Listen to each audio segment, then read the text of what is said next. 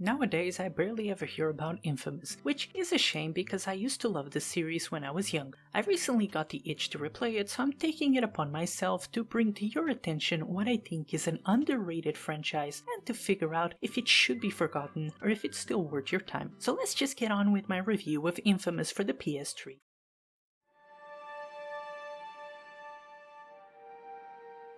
For those who don't know, Infamous is a PS3 open-world superhero game developed by Suckerpunch, better known nowadays for Ghost of Tsushima. You play as Cole MacGrath, a delivery boy who gets caught up in an explosion that triggers electrical powers to surge through him. The city gets on lockdown and Cole is seen as a terrorist because he was the one transporting the bomb that exploded a big chunk of the terrain and caused the lockdown in the first place. Throughout the game you gain new abilities and slowly unveil what happened to you. That's a very abridged description of the plot. The map is divided into 3 districts that will be unlocked as you complete the story. These districts are a very good size, not being too big or too small, and allow you many ways to traverse quickly from one point to another. I do wish it was a bit smoother, but it's still enjoyable nonetheless. Each district is controlled by a gang, and these serve as unique enemies for the area, and their boss is always your last obstacle before unlocking the next area. Unfortunately, both the boss fights and encounters don't do much for me, in terms of engagement at least. They can all be beaten in the exact same ways with very few things separating the gangs. Yes, they all have their specific special enemies called the Conduit, but that's as far as things change. Fortunately, the powers are pretty fun to use, and even though more to the end, the game does get considerably harder, it always made me feel like a powerful one-man army that could annihilate anything in my path. Whether you're shooting the normal bolts, or firing rockets, or summoning Kirin, it just feels great to fry everything around you. As you earn experience from defeating enemies or completing missions, you can even improve a few of these abilities to be deadlier.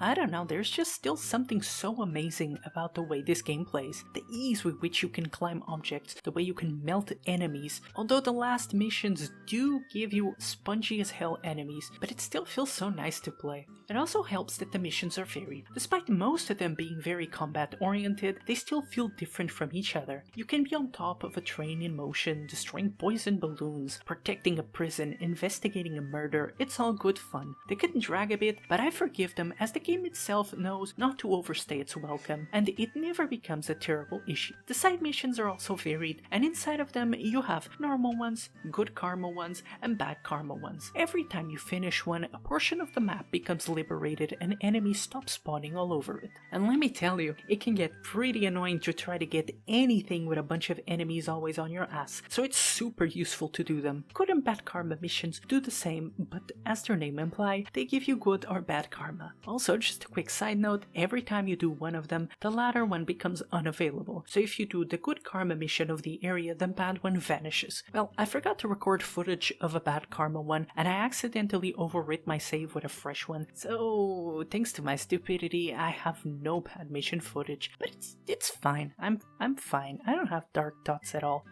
No, not at all. Anyway, throughout the game, you will be faced with good or bad choices, and choosing them will either make you look blue and normal for good, and veiny and red for evil. Yeah, it's not the only thing that happens. The people will treat you different, some aspects of the story are different, even if the main point of the plot is always the same. You can unlock slight differences to your powers, and even though they aren't different enough in my opinion, there is an ending for good and bad karma. But trust me, what you will notice more is the look. There was a decent amount of karma decisions, and it's a fun addition to the game that lets you remotely cater who Cole becomes in a way. I found that the pacing of the game is excellent, unlocking new powers and developing the plot at a good rate, except when you get to the last district. Not gonna lie, it felt like Sucker Punch were being rushed at this point and the story kicks into overdrive. It barely feels like you spend time in this location, and before you know it, you're fighting the last boss of the game, Kessler, the evil dude that was tormenting you for a while. I will leave it broad because why the fuck not? I mean, I think this is on PS Premium or something like that. Oh, maybe someone will want to try it out for themselves. But the last fight is not really enjoyable, and despite the twist twist being pretty cool, and me now knowing it from the start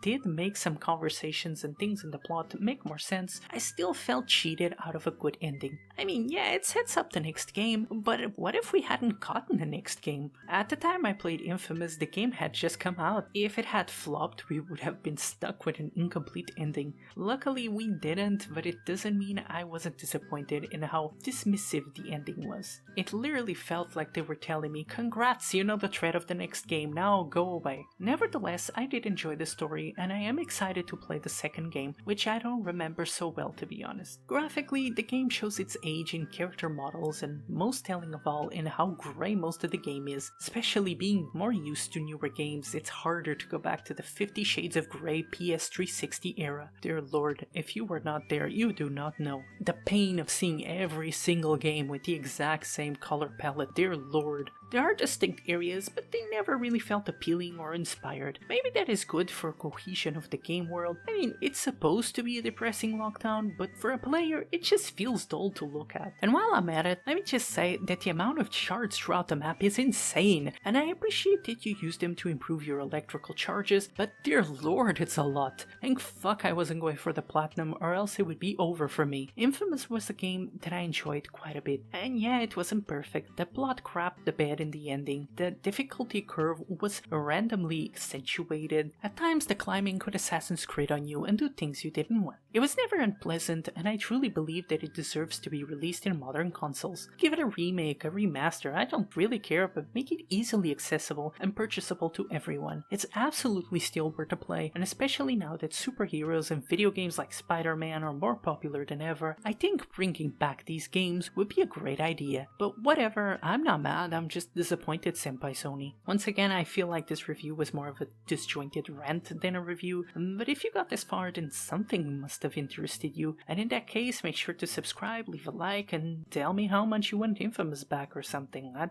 don't care, just write something in the comments. Don't make me feel like I'm the only fan around though, please.